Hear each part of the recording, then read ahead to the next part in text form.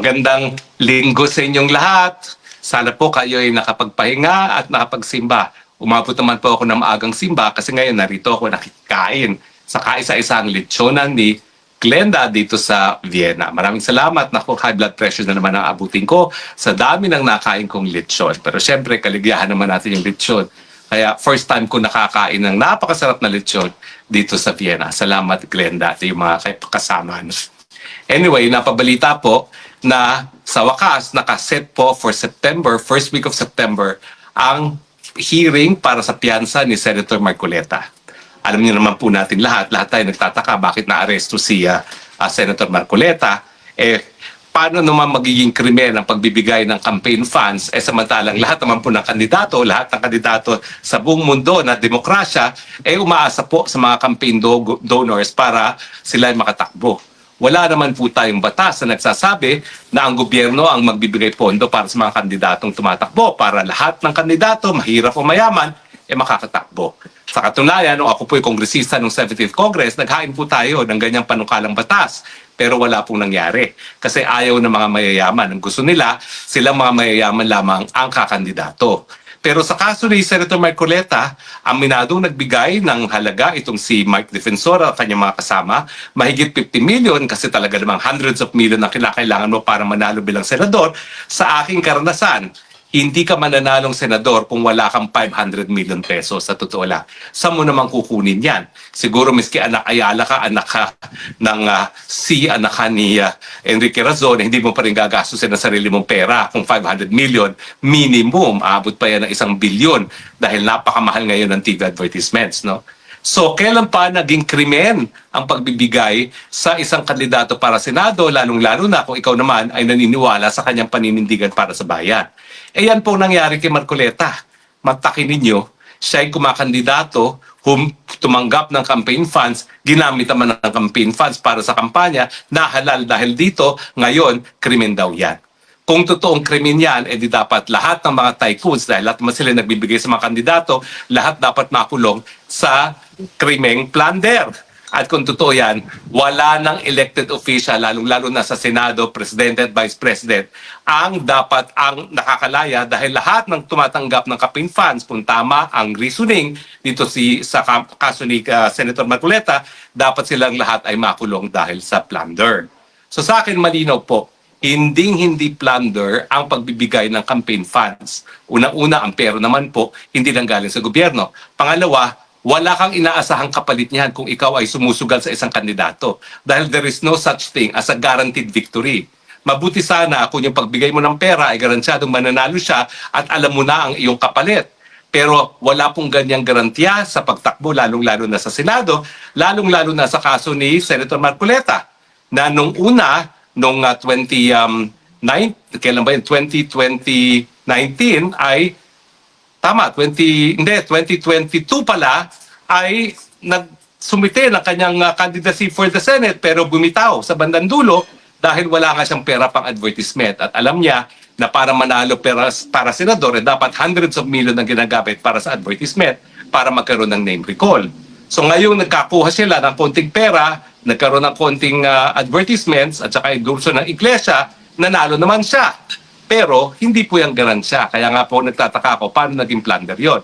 Siguro sinasabi ng prosecution at ng mga bangag administration yung katotohanan na siya ay kongresista noon, tumanggap siya ng pera para sa kampanya niya. Yan ay plunder na dahil yan ay pagtanggap ng isang gift or consideration kapalit ng suporta ni Marcoleta kung siya ay mananalo. Sa akin po, malabo yan. Dahil yung ganyang siste, wala kang garansyang mananalo minsan na nga tumakbo si Marcoleta para senador, bumitiw last minute, alam niyang di mananalo at bumalik sa Kamara ng Representante. Yan po ang pinakamalakas ebidensya na hindi po pwedeng maging gift in consideration of a promise ang pagbibigay ng campaign funds kasi nga po, hindi garansyadong mananalo si Marcoleta, lalong-lalo na bumitiw na siya noong unang pagkakataon na siya ay tumakbo. Pero ano ba ang proseso? Well, alam niyo po, nagkaroon ngayon ng bagong revised rules of criminal procedure mandating continuous trial. In fairness, ako pong naghawak ng kidnapping case laban do Camidriaga, yung sinungaling na dinadawit si VP Sara sa pangungurakot. Ang sabi niya ay siya daw ay bagman ni Inday Sara at kaya lang daw siya nakakulong dahil daw mas malog po dahil tinulungan daw niya yung mga magsasaka na dinangrab ko raw. Wala pong katunayan yan dahil una-una hindi naman siya kakilala ni VP Sara at pangalawa, wala po ako linangrab. Yung mga nagre-reklamo ng land grabbing, sarili niya pong mga kaibigan na tao po yan. Nakita ko po sa sariling Facebook post ni Madriaga kung sino yung mga yan. Nagkunwari lang po silang mga magsasaka pero hindi naman po sila taga roon, no? At yung kaso po na sinampa sa amin, may isa pong nagsampa ng kaso, na-dismiss na po yan, no? Kaya wala pong katuturan yung mga pagbibintang niya. In any case, ang proseso po, nagulat ako kasi medyo matagal na ako hindi umapir sa korte dahil ako nga po ay naging kongresista, bawal umapir ng korte. So from 2016 to 2019, bawal ako. Tapos nung ako'y sumapi sa Malacanang, bawal din akong mag-practice full stop, no? So 6 na taon ako na wala in action sa hukuman at itong kaso ni Madriaga ang kauna-unahang pagkakataon na bumalik ako sa hukuman. At yan naman ang dahilan kung bakit siguradong-sigurado ako, miski wala akong posisyon sa gobyerno, maligaya ako pag ako'y nasa loob ng hukuman because I'm really meant to be in a courtroom. Parang ang tubig ay para sa isda, si Harry Roque para sa loob ng hukuman at para sa litigation. So doon ko po nalaman yung revised rules of criminal procedure mandating continuous trial.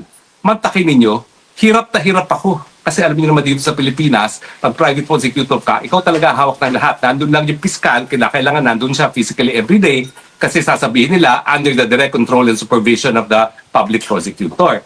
Pero mantakin ninyo, within 30 days, kinailangan naming ipresenta ang pinakamalakas naming ebidensya para patunayan na ang ebidensya of guilt is strong. Dahil ayon sa ating saligang batas, ang bail is a matter of right. Ang pagpapiyansa ay karapatan ng mga nasasaktan except doon sa mga nahaharap sa tinatawag nating capital offenses. Yung mga seryosong kaso na ang pinapataw na parusa ay panghabang buhay, gaya ng kidnapping for ransom.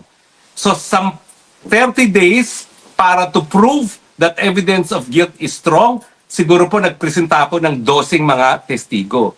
Kada hearing, syempre, ilang abogado yung kalaban ko kasi parang 8 o 9 na mga akusado yan, no? Bukod pa kay Madriaga, may kanya-kanyang mga abogado. So kada hearing, mga 3 araw bago matapos ang cross-examination, nakikita nyo naman na hearing ngayon sa impeachment, ganyan kahaba ang cross-examination, mas mahaba pa sa direct examination. So talagang pagod na pagod ako talaga noong mga panahon na yon dahil wala namang iba sa aking opisina na nais hawakan yan dahil bandido talaga ang reputasyon nitong si Madriaga. Sa katunayan, kaya binalik ang security ko, miski hindi na ako kongresista o member ng cabinet ng mga panahon na yon, dahil na-verify ng PNP na may security threat sa akin. At ngayon ko lang talaga nalaman sa bibig mismo ni VP Sara na talagang ang nagbanta talaga itong si Madriaga sa buhay ni VP Sara at sa buhay ko. Sa totoo lang po, akala kong banta labang kay VP Sara lamang. Hindi naman ako nagtataka kasi VP siya. Ako naman, sino naman ako para bantain? Ako yung ordinaryong mamamaya, kain lang na kain ng lechon. Ba't naman ako pagbabantaan ng buhay? Pero anyway, na-verify po. Na-verify ko, kailan lang nga po yan, no? Galing sa bibig mismo ni VP Sara, na talagang binantaan kami ng buhay niyang Madriagang yan. Pero napakahirap po ng proseso dahil ako nga ang prosecution, parang 12 ang pinresenta ko, 12 araw for direct examination, tapos nagdadalawa, 3 araw for cross-examination, all in 1 month. In fairness dun sa judge ko, napakagaling, she stuck it out with the deadline. Under the new rules, 30 days to resolve. Ibig sabihin, hindi lang pagbibista, kinakailangan meron pang resolution within 30 days. At dahil magsisimula na ang trial ni Senator Marcoleta sa September 3, kung hindi ako nagkakamali, mahigit kumulang by October 3 or thereabouts, dapat meron ng resolution, dapat nakapagpiyansa na siya. Pero ang hirap po dito sa revised rules of criminal procedure, tinanggal nila yung karapatan ng akusado na humingi sa hukuman sa simula pa lang ng paglilitis yung determination of probable cause. Gaya ng kaso ko, walang kaebidensya, syndicated human trafficking, non-bailable. Pero wala naman sila ebidensya. Ang ebidensya lang nila, isang papel na nagsasabi, legal daw ako nung Lucky Star. Wala nang ibang ebidensya. At saka sinamahan ko yung isang empleyado ng kliyente ko na sa isang ejectment case, hindi yung Pogo Company. Yung ejectment case ay laban sa kumpanya na nagpaupa doon sa Pogo Company. ano na raw yun, syndicated human trafficking na raw yun.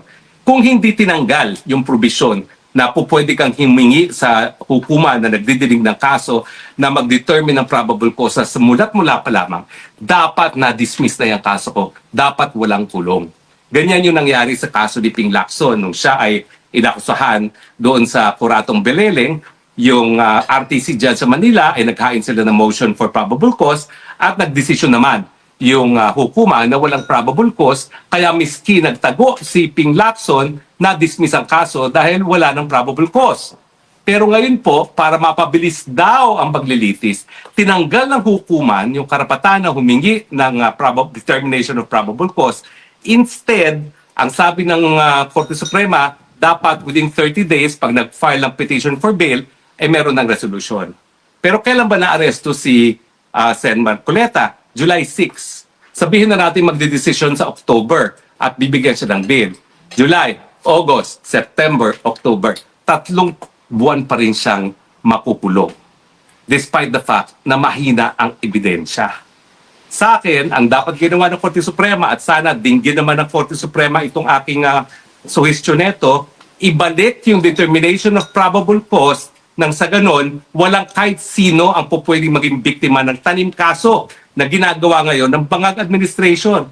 Kaya nga po sinasabi ko, undeclared martial law, kasi nga, pag ikaw kinasuhan ng non-bailable case, wala ka ng karapatan lumaya hanggang ang hukuman ay magbigay sa iyo ng piyansa.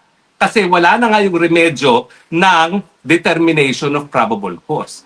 So gaya ni Marcoleta, sigurado ko wala siyang pananagutan for plunder, pero ganun pa man, dahil tinaniman siya ng kaso, 3 buwan pa rin siya makukulong. Sabihin na natin na mag-rule ang hukuman na walang probable cause.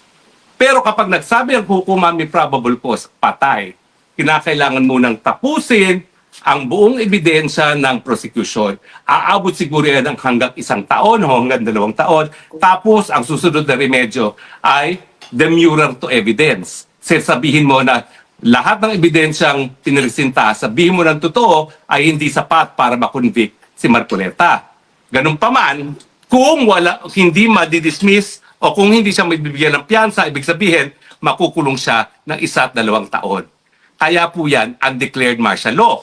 Kasi sa martial law, pag ikaw nakulong, suspendido ang privilege of the writ of habeas corpus, wala kang remedyo para questionin yung basihan ng pagkakaso sa'yo at pagkakakulong sa'yo. So in effect talaga, itong ginagawa nilang tanim kaso para sa non-bailable cases laban sa akin, laban kay Kubuloy, laban kay Jinggoy, laban kay Marcoleta, laban kay Mike Defensor, at soon, laban kay Lauren Legarda, laban kay Leandro Leviste, yan po ay patunay na meron ng undeclared martial law dahil garansyado po yan. Minimum 3 months na pagkakakulong miski wala kang kahit anong ebidensya. Kaya ang solusyon, panawagan ko sa Korte Suprema, ibalik yung karapatan ng akusado na magsampa ng motion para mag-determine ng existence of probable cause at huwag tatanggalin yung rule na kinakailangan sa loob lamang ng 30 araw, 30 days, mag-hearing at magresolba ng petition for bail. Otherwise, kawawa po ang mga akusado, lalong-lalo na sa isang bangag administration na ginawa ng pulisiya ang tanim kaso laban sa mga kritiko ng administrasyon nito. To Senator Marcoleta, actually, nagpasabi ako sa kanya kay VP na pakikamusta si Senator Marcoleta at pakisabi sa kanya na nagigilty ako na siya nakakulong. Ako naman ay naririto, kumakain ng lechon sa Europa. Pero hindi ko kasi matanggap ay magpapakulong ako muli, miski 1 araw muli, dahil nakulong ako na 1 araw sa Kamara ng Representante, na wala akong kahit anong paglabag sa batas. Sa akin, napaka-importante ng karapatan sa kalayaan na sa totoo lang po, mas mabubuti pa sa akin na mamatay kaysa makulong uli na wala akong kahit anong pagkakasala na ginawa sa ating bayan. So Senator Marcoleta, I wish you the very best. Stay strong dahil alam naman natin, suportado ka ng taong bayan and you have ensured your rightful place in history bilang isa sa makabagong bayani para sa ating bayan. The same goes for Mike Defensor. Stay strong, both of you. And may you get the prayed bail Even if it meant na nakulong na muna kayo ng 3 buwan. Talagang walang ya ang mga bangag dito sa administrasyon nito. Lalong-lalo na yung pinakamalakas at pinakamalaking bangag. Ang pangalan ay si Bongbong Davangag. Salamat po sa inyong patuloy na pagtangkilik. Ito po inyong spokesang bayan nagsasabi, I love you Philippines. You're the only country that I have. You're the only country that I will love. God bless the Philippines. Laban lang po tayo. Folks, May ipapanood ako sa inyo, ha? Bahala na kayo pero ako sa tingin ko, talagang merong problema. Said that those who are going to be Tingnan nyo. held accountable will have to be held Tabingin talaga eh. for any wrongdoing in terms of corruption, in terms of Parang may problema talaga si BBM. I think that's the general term now that Di ba? Ayan o. so that is ongoing, and I would not Awan ko ha. Basta para sa akin ha. Iba talaga yan. Hindi tama ano. May mga araw na normal yung kanyang bibig, may mga araw na hindi normal yung kanyang bibig. Wala man lang tayong paliwanag na nakikita. Isipin natin to. Kung totoo talagang yan ay isang sign ng drug addiction, mahirap isipin na pinamumunuan tayo ng addict. Diba? In the real sense of the word, maging ano tayo, maging practical tayo. Diba? Kung totoong addict siya, diba? Napakasakit naman nun. Pinamunuan tayo ng addict, kaya nagkakawardi-wardi ang gobyerno natin. Diba? Ngayon, kung hindi totoo, isa lang naman ang paraan eh. Magpa-drug test, magpa-hair follicle test ang presidente. Kasi, bawat araw, iba yung aura niya. Bawat araw, iba yung itsura ng kanyang bibig. Diba? At, ewan ko. Ayoko sana talaga ng ganito eh, pero maano na talaga eh, nakakaduda na, 'di ba? Bahala na kung magalit na dyan yung magagalit, pero sa akin yung totoo lang, maging totoo lang tayo. If this is a sign of addiction, then something should be done.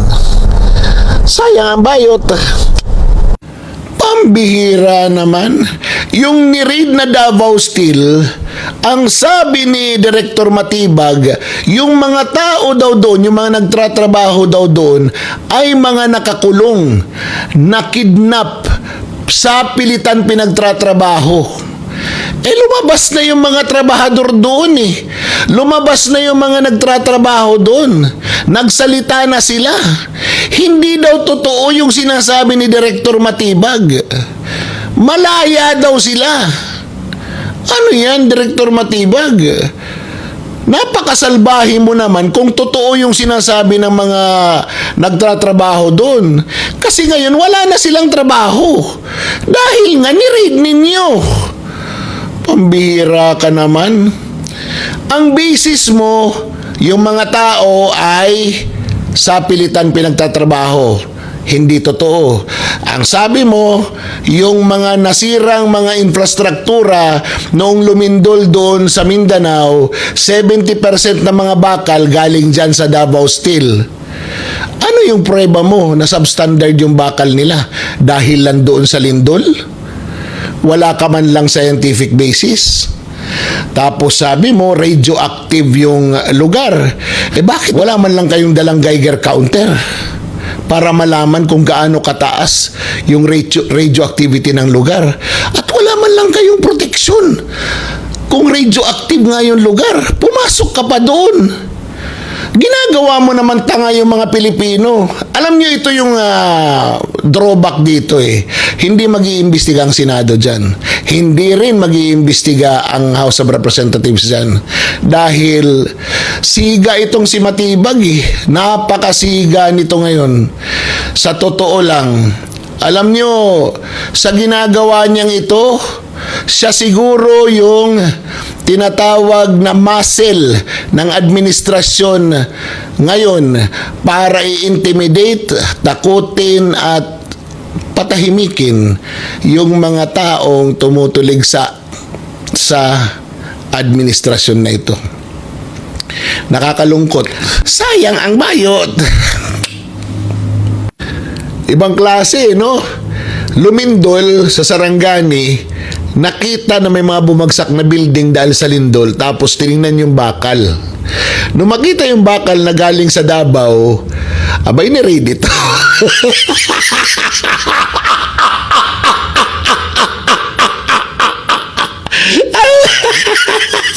Yan ba talaga yung totoong kwento? Ha? Oo. Di ba? Kasi parang lumalabas yung dahilan kung bakit ni-raid yung isang steel factory sa Davao, dahil yung mga bakal na ginamit doon daw sa mga natumbang o nasirang building sa Sarangani nung lumindol ay galing daw dyan sa factory na yan. Dapat tingnan din yung ibang mga building na nakatayo. Di ba? Tanggalin yung mga simento at tingnan yung mga bakal. Baka yung mga bakal galing din sa factory na yan, di exonerated yung putang ina. Nakakatawa. Ano ba nangyari? Yan mo yung nag-aeroplano pa, ha? Can you imagine, no? Yun lang ba talaga? Yun lang ba talaga yung rason? O meron pa? Di ba? Kasi parang napakababaw naman nun. Pinagdududahan na substandard. Dapat, di ba? Hindi yung proof yung nasira na mga building. Ang proof dapat, scientific yung basis. Upon examination, upon ano, di ba? Ganon dapat, hindi yun.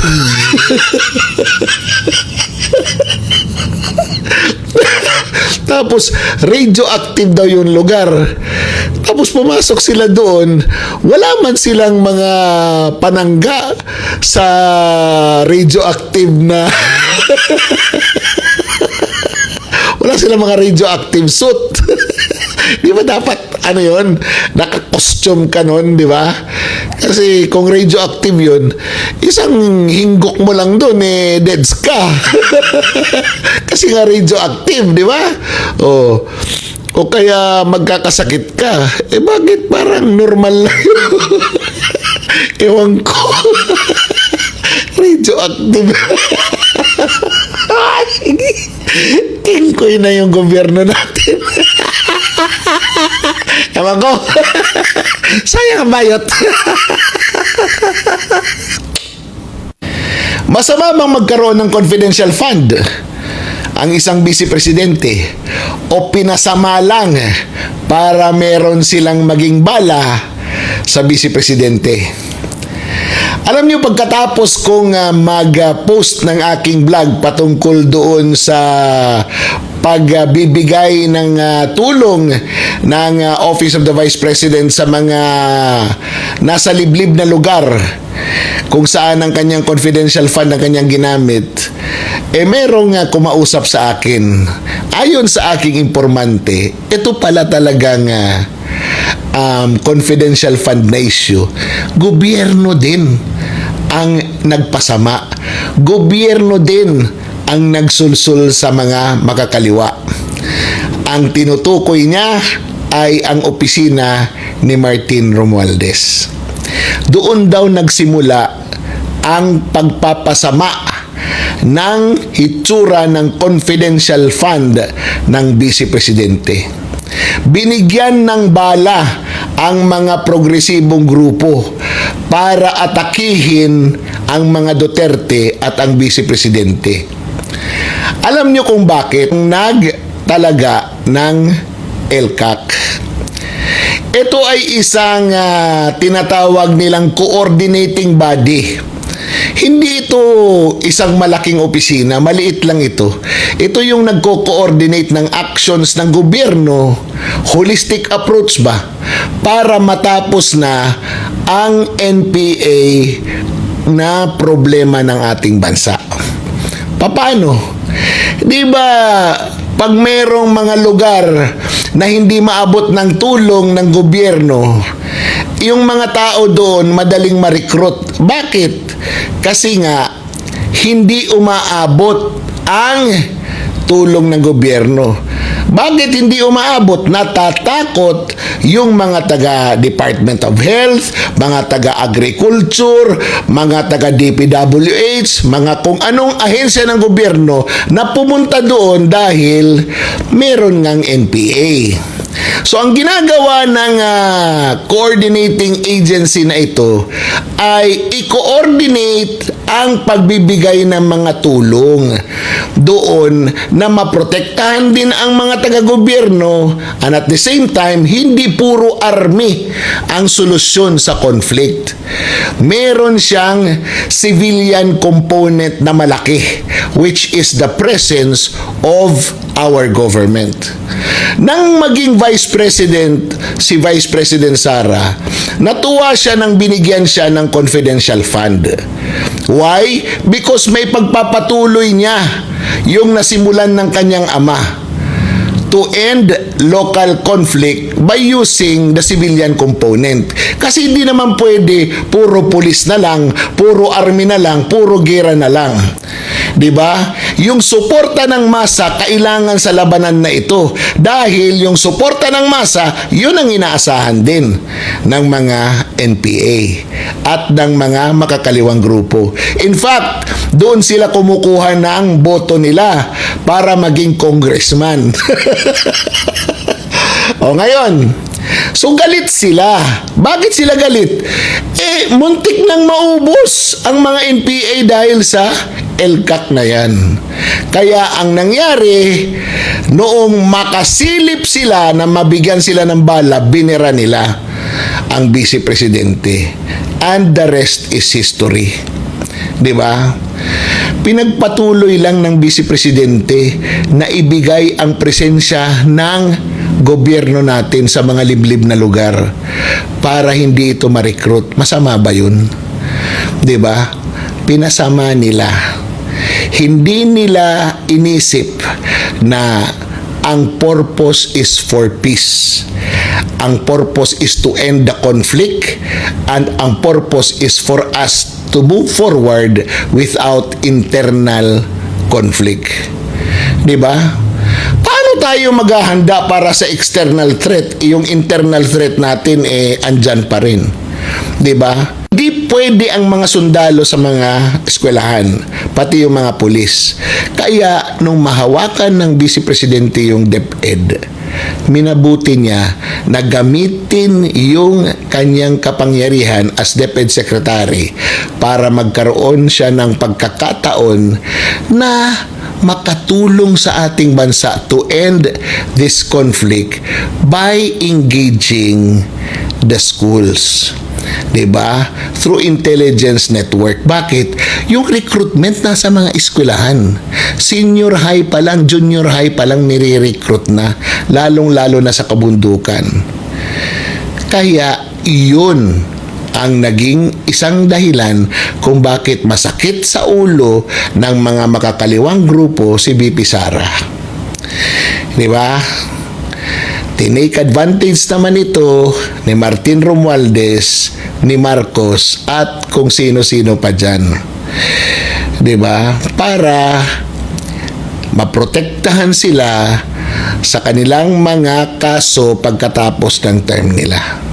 So itong nangyaring ito is all drama.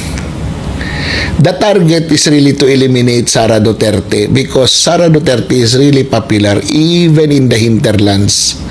'Di ba? Kahit doon sa kabundukan, popular siya because yung kanyang tulong, yung tulong ng gobyerno umaabot doon. Wala mang pangalan na galing ito sa Office of the Vice President. Nalalaman na lang ng mga tao na ito ay galing sa kanyang opisina. 'Di ba? Kaya alam nyo, kailangan natin talagang magkaisa. Tayong mga nagmamahal sa mga Duterte at lalong-lalo na kay Vice President Sara. 'Di ba? Protektahan natin si VP Sara. Let us defend her from all this malicious imputation sa kanya. Alam nyo, kung nagnakaw yung tao, dapat napunta sa kanyang bulsa.